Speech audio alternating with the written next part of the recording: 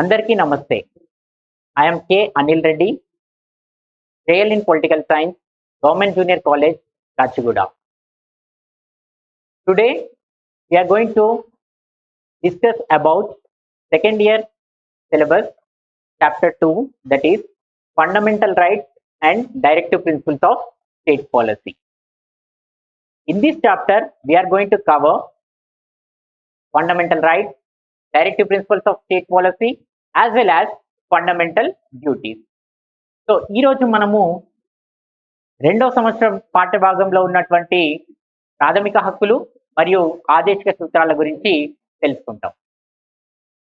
ఈ పాఠ్యాంశంలో మనము ప్రాథమిక హక్కులు, ఆదేశిక సూత్రాలు మరియు ప్రాథమిక విధుల గురించి తెలుసుకోవడం అనేది జరుగుతుంది. Fundamental rights. To begin with, fundamental rights have a long history. As they are guaranteed by the Constitution of India, has a long history. We have taken fundamental rights from Bill of Rights, Magna Carta 1512, Bill of Rights of America 1791, and French Declaration of Rights in 1789. And also, we also had an inspiration from Universal Declaration of Human Rights, which was made on 10th December 1948 by UN General Assembly. So all these have inspired the makers of our constitution to place fundamental rights in our constitution. So as UN resolution says, all the member countries have to make it as an objective and place these fundamental rights in their constitutions. The same way we followed and placed the fundamental rights in our constitution. Coming to directive principles of state policy, directive principles of state policy, we have borrowed these from Irish constitution, and these are the directions given by the constitution to the future government. These are intended to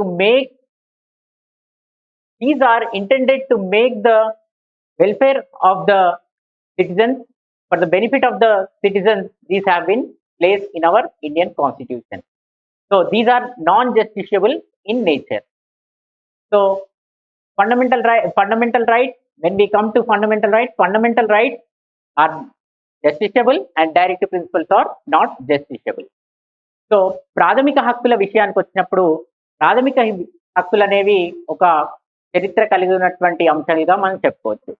చరిత్ర ఆధారంగానే వీటిని మనము మన రాజ్యాంగంలో పొందుపరచుకోవడం అనేది జరిగింది. Magna కార్టా 1215వ సంవత్సరంలో వచ్చింది. తర్వాత అమెరికా బిల్ ఆఫ్ రైట్స్ అనేది 1791లో వచ్చింది. తర్వాత ఫ్రెంచ్ డిక్లరేషన్ ఆఫ్ రైట్స్ ఇది 1789లో వచ్చింది.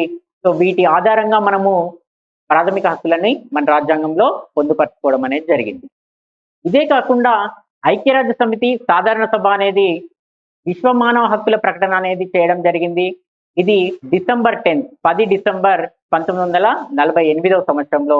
వీటి ఆధారంగా కూడా మనము మన రాజ్యాంగంలో ప్రాథమిక హక్కులను పొందుపరచుకోవడం అనేది జరిగింది. అలానే ఆదేశిక సూత్రాల విషయానికి వస్తే, ఆదేశిక సూత్రాలు అనేవి మనం రాజ్యాంగంలో ఇవి ఐర్లాండ్ రాజ్యాంగం తీసుకొని మన రాజ్యాంగంలో పొందుపరుచుకున్నాం. అలానే ఆదేశిక సూత్రాలు అనేవి భారతదేశాన్ని ఒక సంక్షేమ రాజ్యంగా మార్చడానికి ఉపయోగపడేటువంటి అంశాలుగా మనము చెప్పుకోవచ్చు. సో ఆదేశిక సూత్రాలు అనేవి మనం ఇంతకుముందు చెప్పుకున్నట్టు ఐర్లాండ్ రాజ్యాంగం నుంచి వీటిని తీసుకోవడం జరిగింది. ఇవి న్యాయస్థానాల్లో మనము వీటిని పొందడం అనేది కష్టం. వీటికి న్యాయపరమైనటువంటి రక్షణ అనేది ఏది కూడా ఉండదు. Next, now let's concentrate on fundamental rights itself. So fundamental rights are incorporated in our constitution in part 3 from article 12 to 35.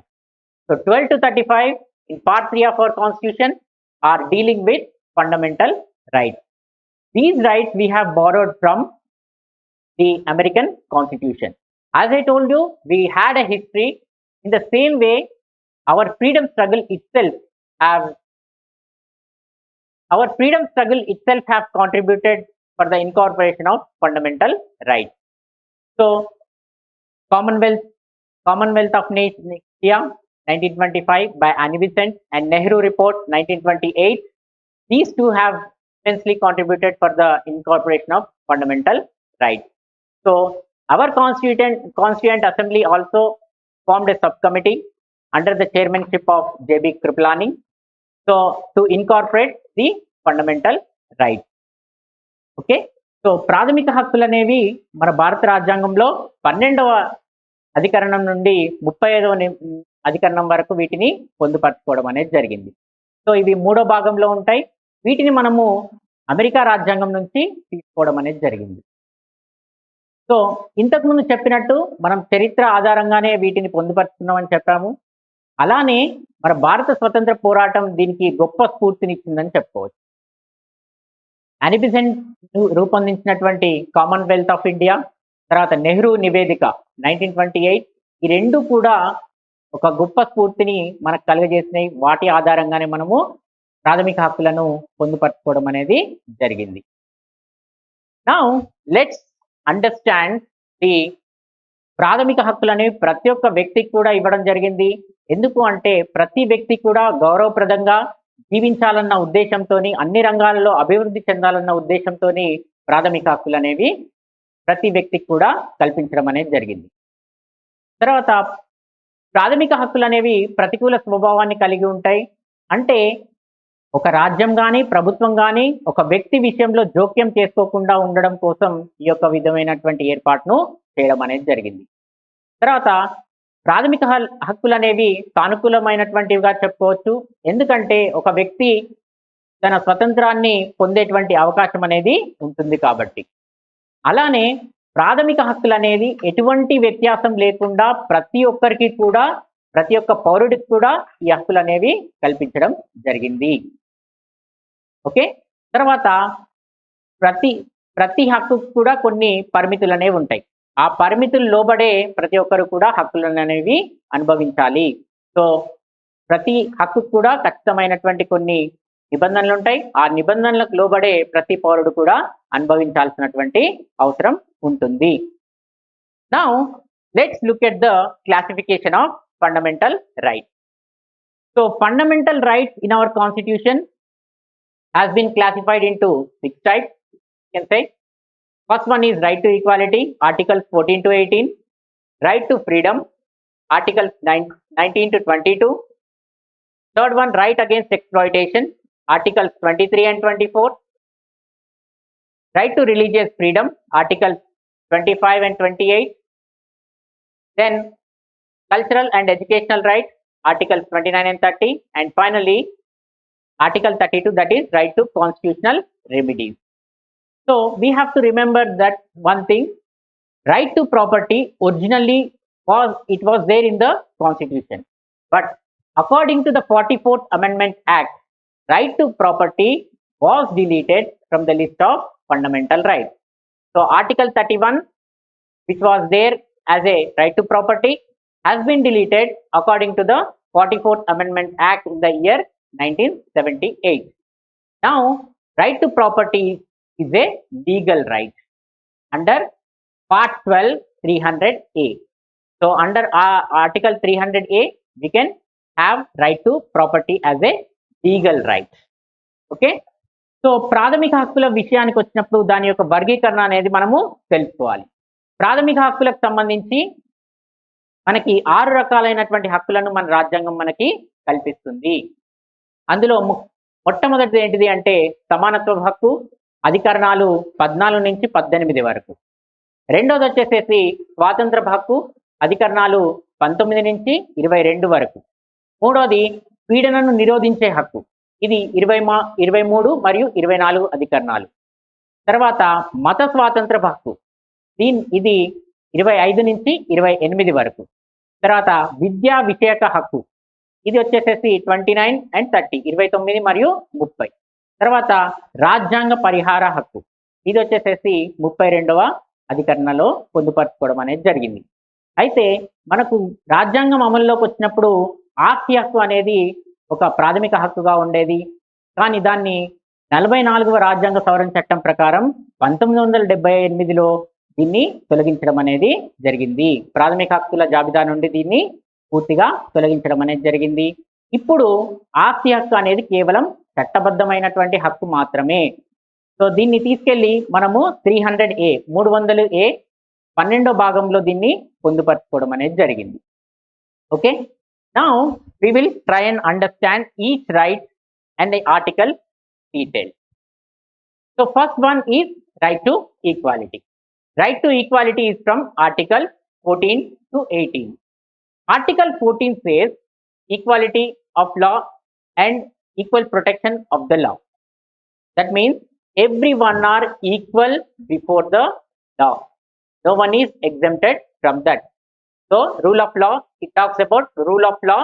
That means each and every person who is there is equal in front of the law.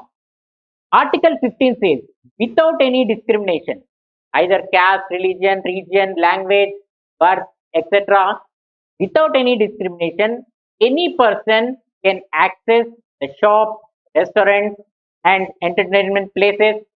And not only that, he can also access the tanks, wells, lakes, bathing places, etc., without any discrimination. Anyone can go and anyone can utilize this, especially which are maintained wholly by the state fund or partly by the state fund. So whenever the government is contributing to all these places, anyone can go and utilize these places. Okay, and Article 16 says, Article 16 is dealing with equal employment opportunities in public sector. So whenever there are vacancies in the government offices, there should be equal opportunity for each and every person to avail that facility. Article 17 says abolition of untouchability. So whoever practices untouchability can be treated as crime and he can be punished. So no one should practice untouchability. So this was the social evil which we used to have. So that's why we have placed this article in the 17th untouchability, regarding untouchability. And Article 18 says state shall not confer any title except in the matters of military and academic, and no person should receive titles from even foreign countries. So if state has to give any title, they have to give only the fields of military as well as academic. And someone gets title from other foreign countries, they have to take the prior permission from Indian government, then they can avail that title. So మొట్టమొదటిది వచ్చేసేసి సమానత్వపు హక్కు. సమానత్వపు హక్కుకు సంబంధించి మనకి 14వ అధికరణం నుంచి 18వ అధికరణం వరకు మనకి సమానత్వ హక్కు గురించి చెప్తుంది. 14వ నిబంధన ఏం చెప్తుంది అంటే చట్టం ముందు అందరూ సమానులే, చట్టం ముందు అందరూ సమానులే, చట్టం అనేది అందరికీ ఒకే విధంగా వర్తింప చేయాలి అనే విషయాన్ని ఇది సూచిస్తుంది. 15వ అధికరణ ఏం చెప్తుంది అంటే ఎటువంటి వ్యత్యాసాలు లేకుండా లింగపరమైనటువంటి, ప్రాంతపరమైనటువంటి, మతపరమైనటువంటి ఓకే ఇటువంటి వ్యత్యాసాలు ఏవీ లేకుండా ప్రతి ఒక్కరూ కూడా దుకాణాలు కావచ్చు, హోటళ్లు కావచ్చు, వినోద స్థలాలు కావచ్చు, వాటన్నిటిని కూడా ఉపయోగించుకునేటువంటి అవకాశాన్ని ఇది కల్పిస్తుంది. అలానే చెరువులు కావచ్చు, బావులు కావచ్చు, స్నానశాలలు కావచ్చు, వీటిని కూడా మనము ఎటువంటి వ్యత్యాసం లేకుండా అనుభవించవచ్చు. ముఖ్యంగా చెప్పాలి అంటే ప్రభుత్వం ద్వారా పూర్తి స్థాయిలో కావచ్చు, పాక్షికంగా కావచ్చు నిర్వహించేటువంటి ఇటువంటి స్థానాలన్నింటినీ కూడా మనము స్థలాలన్నింటినీ కూడా ఉపయోగించుకోవచ్చు అని చెప్పచ్చు. 16 ఏం చెప్తుంది? 16వ నిబంధన మనకి ఏం చెప్తుంది అంటే ఎక్కడైతే ప్రభుత్వ కార్యాలయాల్లో ఎక్కడైతే ఉద్యోగాలు ఉంటాయో ఆ ఉద్యోగ అవకాశాలు అనేవి అందరికీ సమానంగా వర్తింప చేయాలి అని చెప్తుంది. ముఖ్యంగా ప్రభుత్వ ఉద్యోగాలలో ప్రతి ఒక్కరికి కూడా సమానమైనటువంటి అవకాశం అనేది కల్పించాలి. 17 ఏం చెప్తుంది? అస్పృశ్యతను నిషేధిస్తుంది. అస్పృశ్యతను ఎవరైనా పాటించినట్టయితే దాన్ని తీవ్ర నేరంగా పరిగణించి వాళ్ళకు శిక్షను కూడా విధించేటువంటి అవకాశం అనేది ఉంటుంది. సమాజంలో పూర్వం మనము ఇటువంటివన్నీ కూడా దురాచారాలను పాటించేవాళ్ళం. సో అందుకని దాన్ని దృష్టిలో పెట్టుకొని ఈ యొక్క నిబంధనని పొందుపరచడం అనేది జరిగింది. తర్వాత సైనిక సంబంధమైనటువంటి తర్వాత విద్యా సంబంధమైనటువంటి బిరుదులు తప్ప మరి ఏ ఇతర బిరుదులను కూడా ప్రభుత్వం అనేది ఇవ్వడానికి వీల్లేదు. ఇది 18వ నిబంధన. 18వ నిబంధన ఏం చెప్తుంది అంటే మనకి ఎప్పుడైనా సరే విద్యా సంబంధమైన తర్వాత సైనిక సంబంధమైనటువంటి బిరుదులను తప్ప ఇతర బిరుదులను మనము ఇవ్వడానికి వీల్లేదు. అలానే విదేశాల నుండి కూడా బిరుదులు ఒకవేళ లభించినట్టయితే గవర్నమెంట్ యొక్క అనుమతి లేకుండా ప్రభుత్వం యొక్క అనుమతి లేకుండా వాటిని పొందేటువంటి అవకాశం లేదు. Next the second important right is right to freedom. So right to freedom is also one of the important one which is dealing from article 19 to 22. Article 19 guarantees 6 freedoms for each and every individual. So article 19 is guarantees 6 kinds of freedoms to each and every individual. First one is freedom of speech and expression. Second is right to freedom of speech and expression. Second one is assemble peacefully without arms. Thirdly, to form any associations or unions. Fourth is the move freely anywhere in the Indian territory. Fifth is to reside anywhere in India. And sixth one is to practice any profession or occupation, trade or business. So in 19F there was again right to property. Again it was deleted and it is placed in under article 300A of our Indian Constitution. Article 20 says whenever a person commits a crime or an offense, he should be punished according to that particular law itself. There should not be extra punishment for him. And also it says no person shall be forced to be witness to be himself. So anyone should not force him to be witness against himself. So this is again an important article, and each and every person whoever commits a crime should get only one prosecution and one punishment. There should not be extra punishment for him. And article 21 says it talks about right to life. It mainly concentrates on liberty of an individual and right to life. Article 21A says that the children from 6 to 14 years should get free and compulsory education. So this was added in the Constitution according to the 86th Amendment Act in the year 2002. And Article 22, coming to Article 22, no person shall be arrested or detained without the prior permission or the information. So whoever is going to be get arrested, they should have the prior information. And not only that, a person who is arrested should be produced in front of the magistrate within the 24 hours of time. So మనకి రెండవ ముఖ్యమైనటువంటి హక్కు వచ్చేసేసి స్వాతంత్రపు హక్కు. స్వాతంత్రపు హక్కు మనకి రాజ్యాంగంలో 19వ నిబంధన నుంచి 22వ నిబంధన వరకు మనకి తెలియజేస్తుందని చెప్పుకోవచ్చు. సో 19వ నిబంధన ఏం చెప్తుంది అంటే మనకి 6 రకాలైనటువంటి స్వేచ్ఛలను ప్రసాదిస్తుంది. అవేంటి? భావ వ్యక్తీకరణ స్వేచ్ఛ మరియు వాక్ స్వేచ్ఛ. తర్వాత ఆయుధాలు లేకుండా సభలు మరియు సమావేశాలను ఏర్పాటు చేసుకునేటువంటి స్వేచ్ఛ.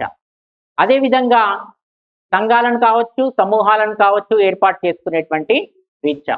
తర్వాత భారతదేశంలో ఎక్కడైనా సంచరించేటువంటి, తర్వాత భారతదేశంలో స్థిర నివాసం ఏర్పాటు చేసుకునేటువంటి స్వేచ్ఛ. తర్వాత ఇదే కాకుండా ఒక వ్యక్తికి ఇష్టం వచ్చినటువంటి వృత్తిని కావచ్చు, వ్యాపారాన్ని కావచ్చు చేసుకునేటువంటి స్వేచ్ఛను, వాణిజ్యాన్ని చేసుకునేటువంటి స్వేచ్ఛను ఇది కల్పించిందని చెప్పుకోవచ్చు. ఇందులో 19Fలో ఆసియాకు కూడా ఒక భాగంగా ఉండేది, కానీ దాన్ని కూడా తొలగించడం అనేది జరిగింది. ఆర్టికల్ 20 నిబంధన ఏం చెప్తుంది? ఒక వ్యక్తి ఎప్పుడైనా తప్పు చేసినట్టయితే ఆ వ్యక్తి తప్పు చేసినప్పుడు ఏ చట్టం అయితే ఉందో దానికి సంబంధించి ఆ చట్టం ప్రకారమే అతనికి శిక్షలు అనేవి విధించాలి. తర్వాత ఒక వ్యక్తి తప్పు చేసినప్పుడు ఆ వ్యక్తి తప్పు చేసినటువంటి రోజున ఏ చట్టం అయితే ఉందో అది మాత్రమే వర్తింప చేయాలి. తర్వాత ఒకే నేరానికి ఒకే శిక్ష అనేది కూడా విధించాలి అనే విషయాన్ని మనకి ఆర్టికల్ 20 అనేది 20 అనేది చెప్తుంది. ఓకే, తర్వాత అతనికి అతనే వ్యతిరేకంగా సాక్ష్యం చెప్పుకోమని ఒత్తిడి కూడా చేయడానికి వీల్లేదు.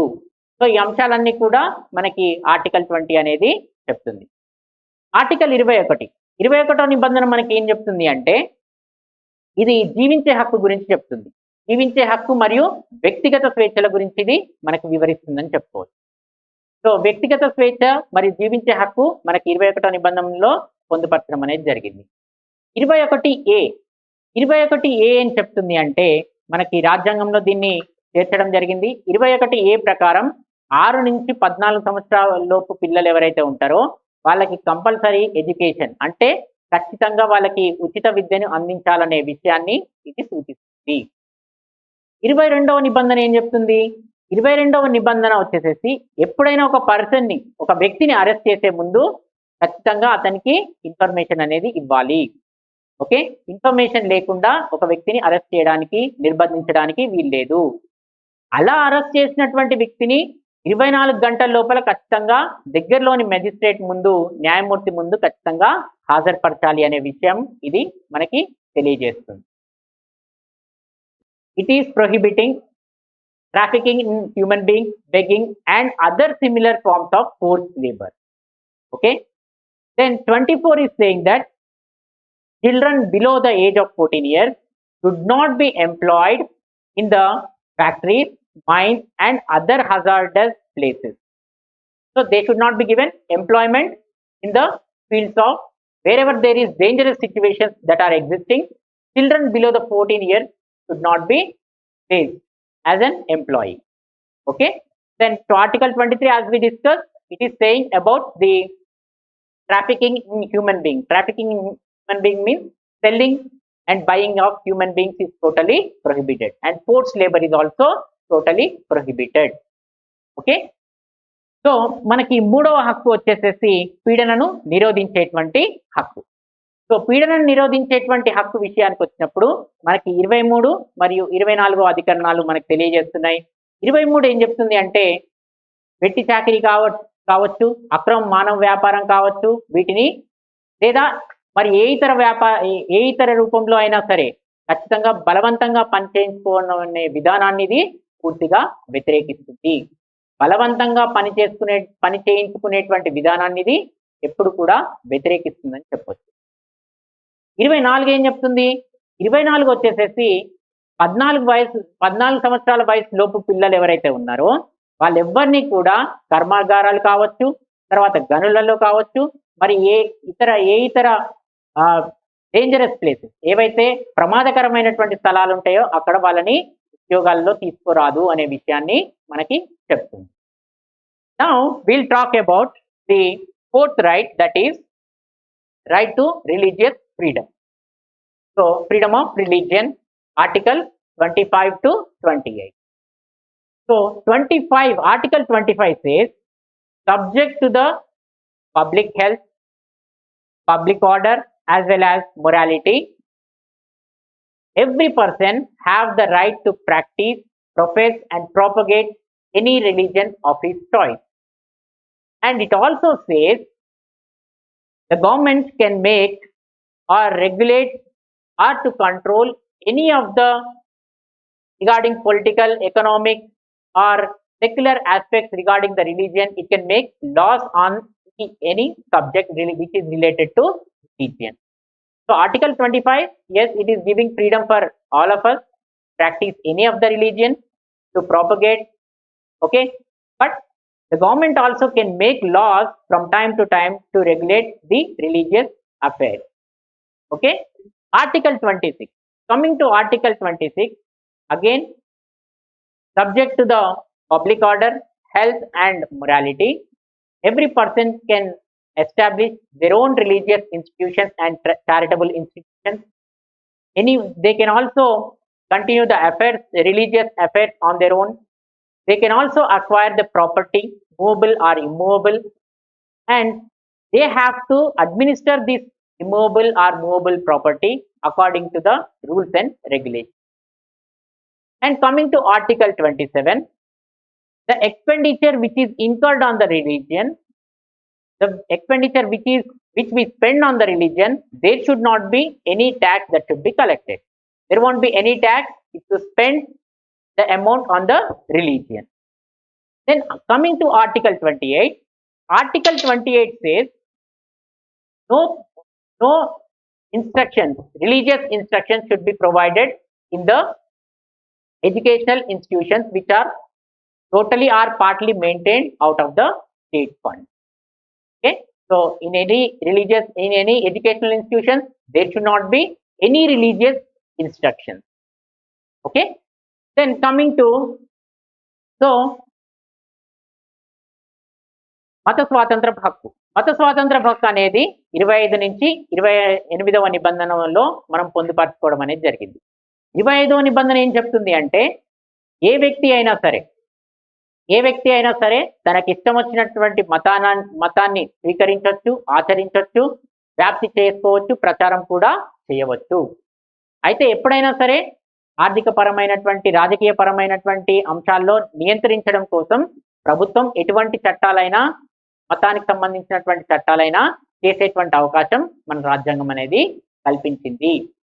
26వ నిబంధన మనకి ఏం చెప్తుంది అంటే ఎవరైనా సరే, ఏ వ్యక్తి అయినా సరే తనకి ఇష్టం వచ్చినటువంటి మతపరమైనటువంటి సంస్థల్ని కావచ్చు, ధార్మిక సంస్థల్ని కావచ్చు ఏర్పాటు చేసుకునేటువంటి అవకాశాన్ని ఇది కల్పిస్తుంది.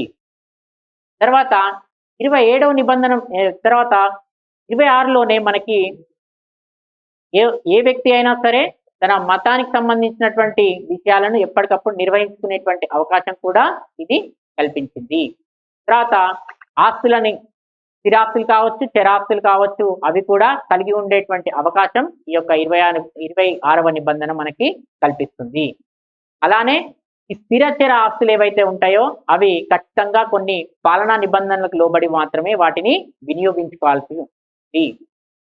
27వ నిబంధన ఏం చెప్తుంది అంటే మనకి ఎప్పుడైతే మనం మతపరమైనటువంటి మతం ఆధారంగా ఖర్చులు ఎప్పుడైతే చేస్తామో వాటికి ఎటువంటి పన్నులు అనేవి చెల్లించాల్సినటువంటి అవసరం లేదు. మనం ఎటువంటి ట్యాక్స్ అనేది చెల్లించాల్సినటువంటి అవసరం లేదు. 28 ఏం చెప్తుంది అంటే మనకి ఎక్కడైనా సరే విద్యా సంస్థలలో ముఖ్యంగా ఏ ఒక్క మతం గురించి చెప్పడానికి వీల్లేదు. ఓకే, ఎక్కడైతే ప్రభుత్వ ఆధ్వర్యంలో నడిచేటువంటి విద్యా సంస్థలు ఉంటాయో, పాక్షికంగా కావచ్చు, పూర్తి స్థాయిలో కావచ్చు, అటువంటి విద్యా సంస్థలలో ఏ ఒక్క మతం గురించి ప్రత్యేకంగా చెప్పేటువంటి అవకాశం లేదు. Okay, then moving on to the cultural and educational rights, article 29 and 30. So Article 29 says every person has the right to protect the language, culture and the script and conserve the same. So every person can protect his own culture, language as well as the script. Okay, and no person should be denied the admission while entering into the educational institutions basing on caste, creed, religion, region, etc. So everyone should be given an opportunity the educational institution. And Article 30 says minorities basing on linguistic minorities or religious minorities can establish the educational institutions of their own choice and continue them. Okay, so it says any person belonging to minority, whether linguistic or the religious, they can establish the educational institutions of their own choice. Okay, so మనకి విద్యా విషయక హక్కు అనేది 29 మరియు 30వ అధికరణంలో మనకి పొందుపరచబడింది. 29వ నిబంధన ఏం చెప్తుంది అంటే ప్రతి ఒక్క వ్యక్తి ఎవరైతే భాష, లిపి, తర్వాత సంస్కృతి కలిగి ఉన్నారో వాళ్ళు వాళ్ళ యొక్క భాష, సంస్కృతి, లిపిని కాపాడుకునేటువంటి అవకాశం ఇది మనకి కల్పిస్తుంది. తర్వాత ఏ వ్యక్తిని కూడా విద్యా సంస్థలలో ప్రవేశానికి నిరాకరించడానికి వీల్లేదు. వాళ్ళ మతం ఆధారంగా కావచ్చు, కులం ఆధారంగా కావచ్చు, ప్రాంతం ఆధారంగా కావచ్చు, వీటిని దృష్టిలో పెట్టుకొని వాళ్ళని ఏ ఒక్క విద్యా సంస్థలలో ప్రవేశాలకు దూరంగా ఉంచడానికి వీల్లేదు. ప్రతి ఒక్కరికి కూడా ఇందులో అవకాశం అనేది కల్పించాలి. 30వ నిబంధన ఏం చెప్తుంది అంటే 30వ నిబంధన మనకి ఎవరైతే మైనారిటీలు అల్పసంఖ్యాక వర్గాలు ఎవరైతే ఉన్నారో భాషాపరంగా కావచ్చు, మతపరంగా కావచ్చు, సో వాళ్ళకి ఇష్టం వచ్చినటువంటి విద్యా సంస్థలు ఏర్పాటు చేసుకొని నిర్వహించుకునేటువంటి అవకాశాన్ని ఇది కల్పించిందని చెప్పుకోవచ్చు. Okay, then moving on to article 31, that is right to property. అటువంటి హక్కు మాత్రమే. అనేక సందర్భాల్లో మన యొక్క న్యాయస్థానాలు దీంట్లో కలగజేసుకొని న్యాయ సమీక్షలను చేపట్టడం అనేది కూడా జరిగిందని చెప్పుకోవచ్చు. సో అందుకనే దీనివల్ల అనేక సమస్యలు వస్తున్నాయనే ఉద్దేశంతో వీటిని తొలగించడం అనేది జరిగింది. ఆస్తి హక్కు ఇప్పుడు కేవలం చట్టబద్ధమైనటువంటి హక్కు మాత్రమే. 300A నిబంధన ప్రకారం దీన్ని ఒక చట్టబద్ధమైనటువంటి హక్కుగా మార్చడం అనేది జరిగింది. Next will talk about the last and final one, that is the right to constitutional remedies. This is very, very important right as far as fundamental rights are concerned, because with the help of this fundamental right, we can always go to the court and get back our fundamental rights. So what do Supreme Court or High Courts do? They will issue some special direction called writ. So in the form of writ, we can always protect our fundamental right. That's why people like Ambedkar called it as heart and soul of the Indian Constitution. So మనకు ఆఖరిగా ఉన్నటువంటి ప్రాథమిక హక్కు ఏంటిది అంటే రాజ్యాంగ పరిహార హక్కు. రాజ్యాంగ పరిహార హక్కు అనేది ఏం చేస్తుంది అంటే మిగతా హక్కులన్నింటినీ కాపాడుకోవడానికి మనకు ఒక అవకాశాన్ని ఇది కల్పిస్తుంది. ఏ వ్యక్తి విషయంలో అయినా హక్కులకు భంగం కలిగినట్టయితే ఆ వ్యక్తి సుప్రీంకోర్టుకు వెళ్ళి లేదా హైకోర్టులకు వెళ్ళి తన హక్కులను తిరిగి తాను పొందేటువంటి అవకాశాన్ని ఇది కల్పిస్తుంది. అదే 32వ నిబంధన. సుప్రీంకోర్టు లేదా హైకోర్టులు ఏం చేస్తాయంటే తగిన ఆదేశాలను జారీ చేయడం జరుగుతుంది. వాటినే మనం ఏమంటున్నాం అంటే రిట్లు అంటున్నాం. రిట్ ఆర్ రిట్లు అంటున్నాం. సో హెబియస్ కార్పస్ కావచ్చు, మ్యాండమస్ కావచ్చు, ఓవారెంటో, సెర్చ్యూరారీ, ప్రొహిబిషన్, ఇవన్నీ కూడా వివిధ రకాలైనటువంటి మనం చెప్పుకోవచ్చు. Okay, now let me talk about writs. So writs are nothing but these are the directions given by any competitive court. Okay,